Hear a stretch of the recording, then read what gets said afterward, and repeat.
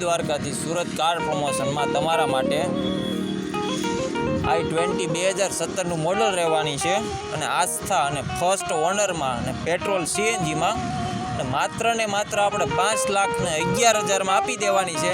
તો ઝડપથી સ્ક્રીન ઉપર આપણે પહેલાં ગાડીનો વિડીયો જોઈ લો અને પછી સ્ક્રીન ઉપર આપેલ કોન્ટેક્ટ નંબર છે એમાં કોલ કરો। Surat car promotion.